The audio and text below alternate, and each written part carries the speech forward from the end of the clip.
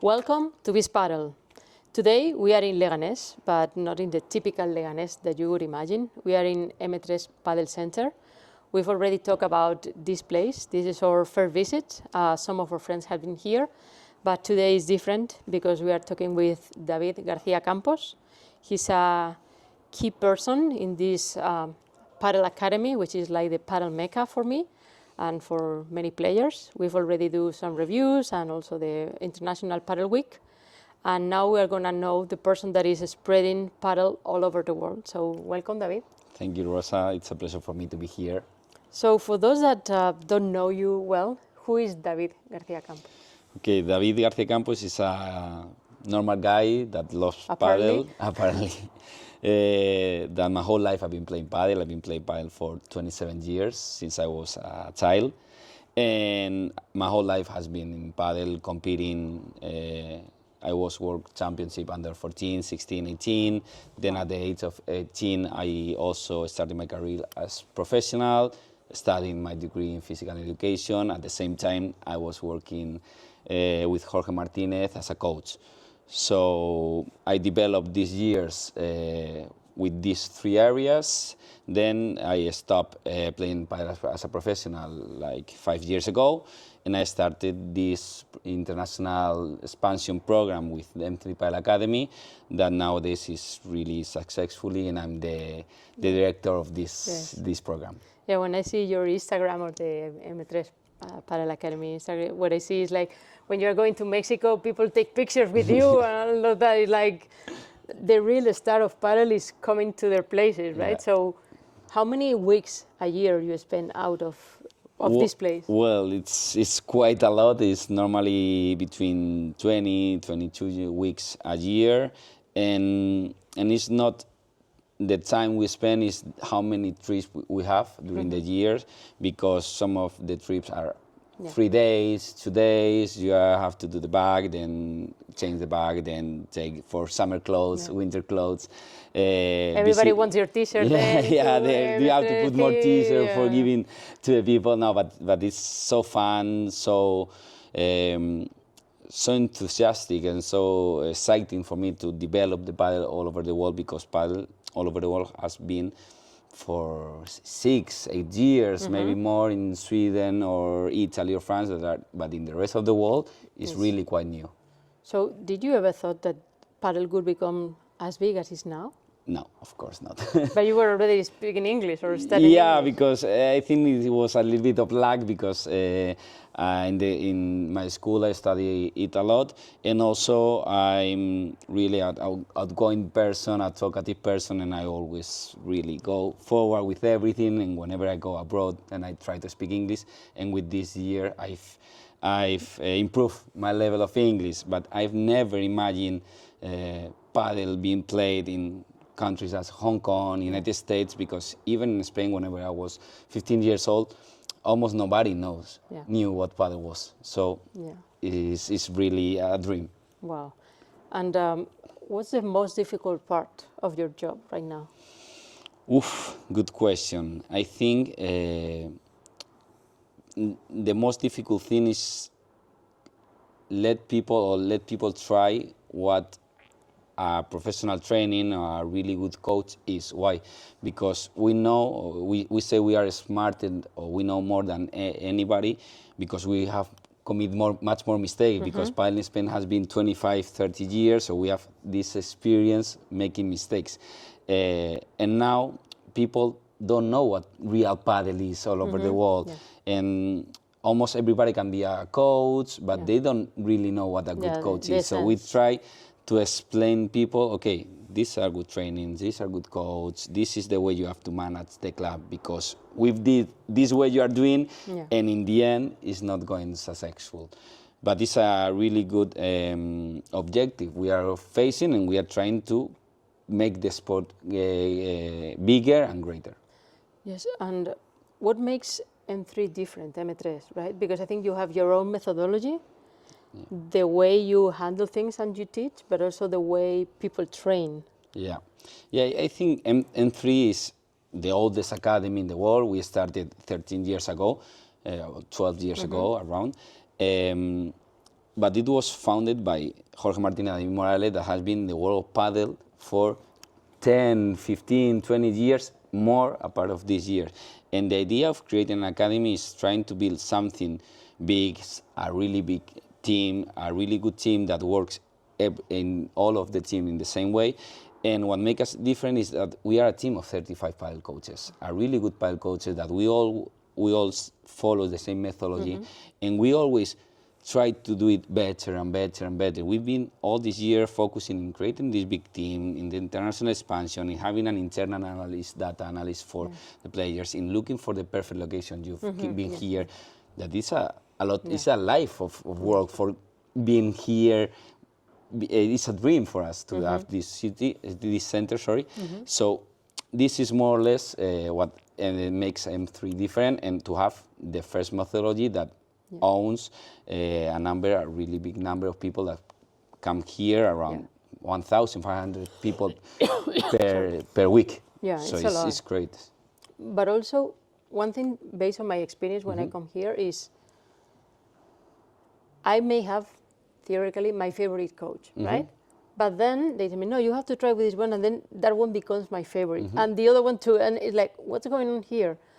And I think that's explains why your methodology is so successful, because they tell each other what I was doing right, what I need to improve. So it's like a chapter, like they take notes, they tell each other, they try to fix the mistakes the same way, and they try to analyze you and make you think in a very specific way, and then you can unlock many things. They give you some keys to understand what's going on, and I think that's different from any other place where you can take classes. I think that's the team job, right? Like, even we are a really big team, even we all are using the same methodology, the same structure of the session, we have to communicate in order to improve. You hear, okay, what have you worked with that one, in order to follow the same line. And maybe it's also good to have different coaches, because maybe they are saying to you the same thing, but with different words, and this one makes you a click, and okay, that's perfect, and this one, this, or different point of view.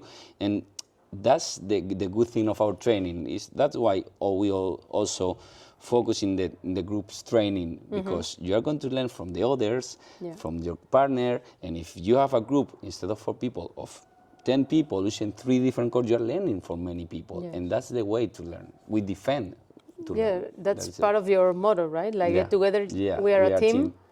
But when you come here, you feel it too. Like the way people work here is, I feel like it works like a team. It's less like a star system and more like peer-to-peer. Yeah, totally. And also, we have to understand that M3 started like a family company, a family academy, and we've tried to grow, keeping this essence for us, and making everybody to feel the same, to feel that this is a family, that you know everybody, even if the CEO or even if the junior coach, is the same relationship.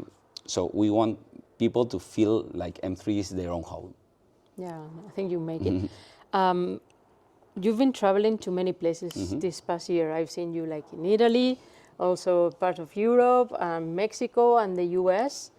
So what do you find in different geographies? How developed it is, how it evolves? Okay, I think paddle in Europe has been in Argentina and Spain, but there are other countries like Sweden, Italy, France, Portugal, that they are some years ahead of the other ones.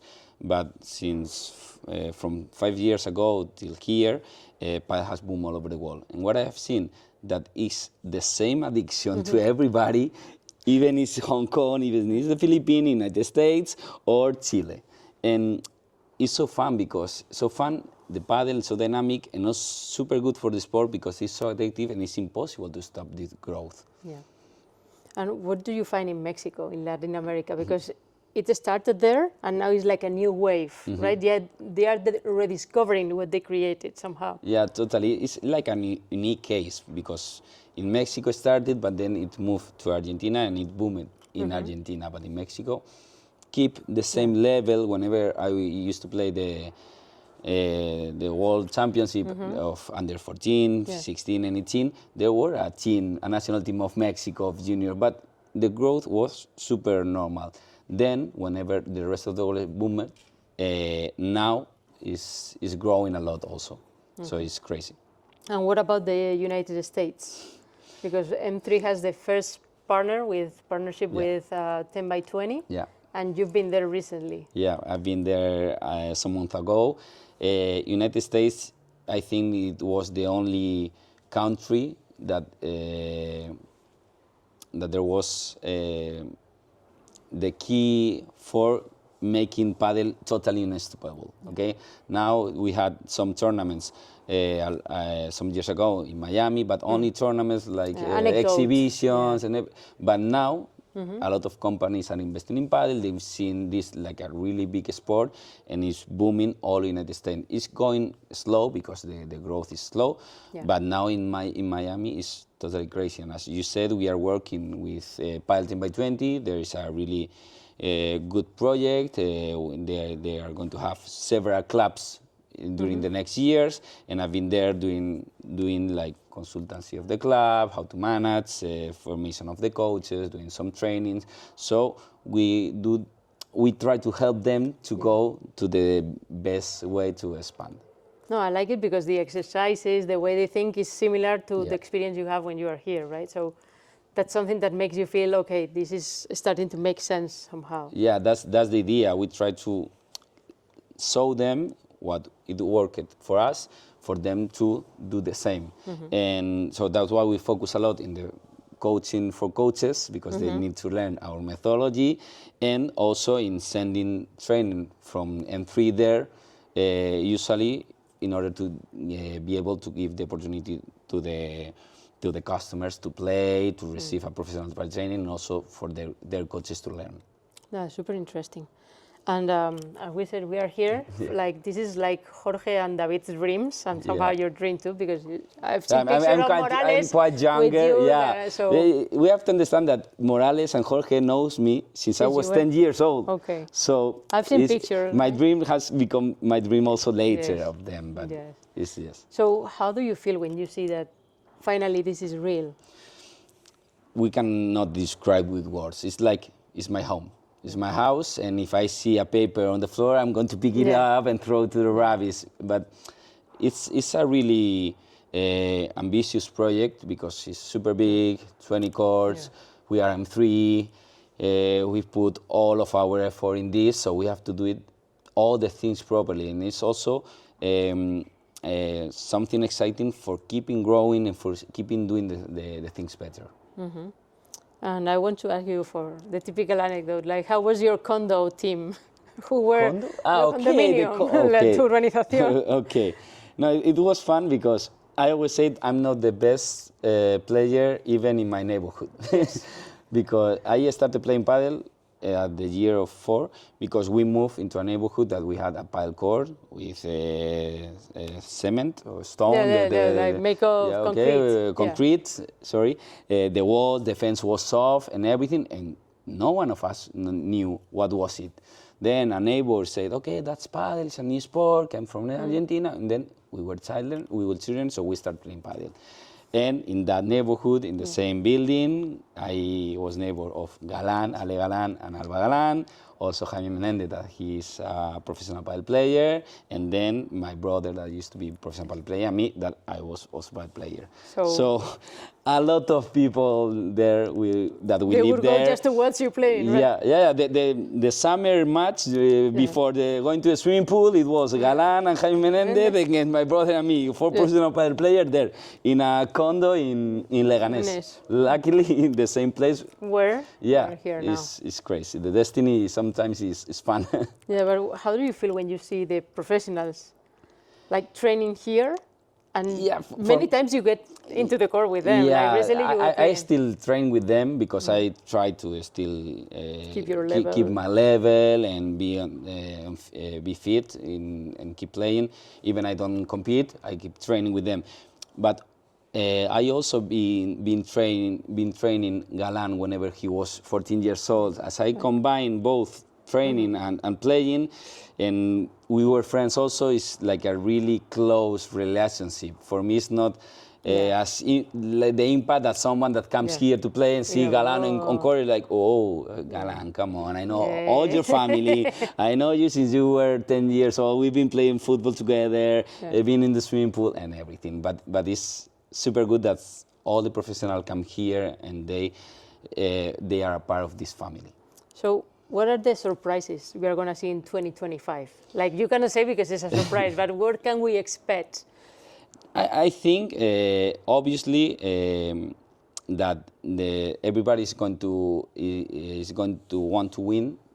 Coy and Tapia, they've been this year the best ones, and Galan Chicote are going to face them, and the new teams they are organizing in men, they want to beat them. Okay, they are the team that we need to beat.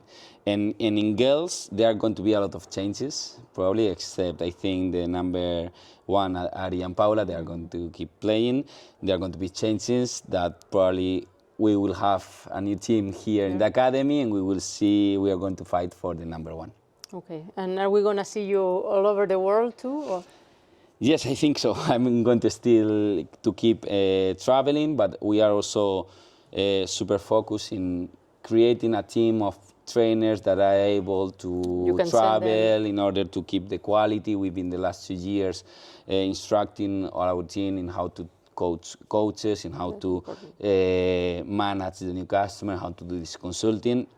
So I'm going to keep traveling, but I'm trying to keep growing the team that can travel, because maybe in the future I have to travel also with the professional padel players to the bench, because as we grow in players, we need more coaches. The competition goes high. So and my profile that is a mix between coach, business, manager, business, international expansion, player.